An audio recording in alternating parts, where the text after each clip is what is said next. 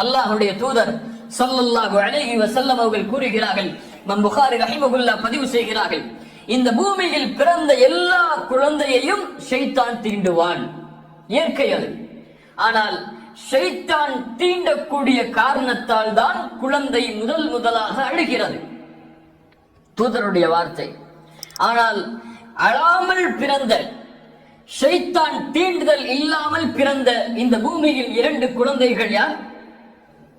மரியம் அலைஹிஸ்ஸலாத்து வஸ்ஸலாம், ஈசா அலைஹிஸ்ஸலாம்.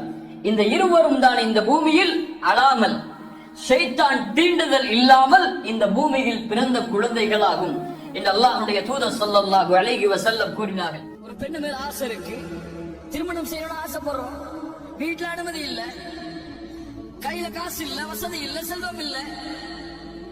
ஆனா அந்த பெண்ணோட பேசணும், பழகணும். அதுக்காக ஹராமை செய்வியா? உலகத்திற்கு பயந்து ஹராமை செய்வாயா? ஒரு பெண் மீது விருப்பம் கொண்டால் அனுமதி உண்டு. ஒரு பெண்ணை திருமணம் செய்ய வேண்டும் என்று ஆசைப்பட்டால் அனுமதி உண்டு. அந்த பெற்றோரிடத்தில் சென்ற அனுமதியை பெற்று ஹலாலான முறையில் திருமணம் செய்ய முடியும் என்றால் திருமணம் செய், எந்த வயதில் இருந்தால். ஆனால் ஹலாலை செய்வது சிரமமாக இருக்கிறது என்பதால் ஹராமில் துளைத்து மரணத்தின் போது ஹராமில் மௌத்தாகிவிடாது. 5 இரவுகளில் கேட்கப்படுகிற துஆக்களை அல்லாஹ் நிச்சயமாக கபூல் செய்கிறான். கண்மணி நாயகம் ஸல்லல்லாஹு அலைஹி வஸல்லம் அவர்கள் கூறினார்கள், 5 இரவுகள் பரக்கத்து கொண்ட இரவாக இருக்கிறது. இன்னும் அந்த 5 இரவுகளில் யாரெல்லாம் துஆ கேட்கிறார்களோ அவர்களுடைய துஆக்களை அல்லாஹ் நிச்சயமாக கபூல் செய்கிறான்.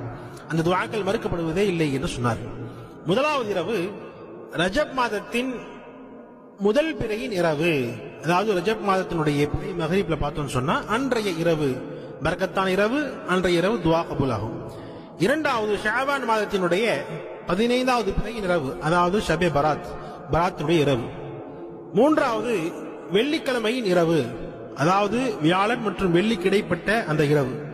நான்காவது நோன்பு பெருநாள் உடைய இரவு. 5வது ஹஜ் பெருநாளுடைய இரவு. இந்த 5 இரவுகள் பரக்கத்தான இரவாகும். இன்னும் இந்த 5 இரவுகளில் துஆ கேட்டால் நிச்சயமாக துஆ கபூலாகும் என்று நபிகள் நாயகம் ஸல்லல்லாஹு அலைஹி வஸல்லம் அவர்கள் கூறினார்கள். அல்லாஹ் நினைத்தால் முடியும் ஒருத்தர் நினைக்கிறான் பாருங்க, அதான் உறுதியான நம்பிக்கை.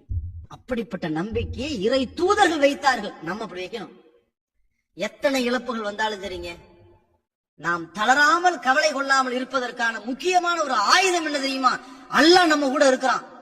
நாமே கவலைப்படணும். இதை நம்ம கண்ணு முன்னாடி காட்டான், என்னமோ இழக்கிறது மாதிரி காட்டுறான், சோதனை மாதிரி காட்டுறான். அல்லாஹ் திருமறையில் சொல்கின்றான், ஒன்றை நீங்கள் விரும்புவீர்கள், அது உங்களுக்கு தீமையாக இருக்கலாம். ஒன்றை நீங்கள் வெறுப்பீர்கள், அதில் அல்லாஹ் நன்மையை ஏற்படுத்தலாம். நமக்கு ஏதோ ஒரு இழப்பு வருது, துன்பம் வருது நினைக்கிறோம்ல, இதுல என்னமோ ஒரு நன்மை இருக்குது என்று பயணிக்க வேண்டும்.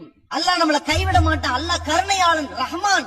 அவன் மிகப்பெரிய அன்புடையவன், அருளாளன், நிகரில்லா அன்பாளன். ஒரு மனிதன் எப்படி வாழ்கிறானோ அப்படியே மரணிப்பான். ஹராமை வயிற்றிலே ஏற்றி வாழ்ந்தவன் ஹராமை உண்ட நிலையிலேயே மரணிப்பான். அசிங்கமான செயல்களை தனிமையில் செய்தவன் ஒருவேளை அந்த அசிங்கமான செயலை செய்து கொண்டிருக்கும் நிலையிலேயே மரணிப்பான். தவறான காட்சிகளை யாரும் பார்க்கவில்லை என்று பார்த்தவன்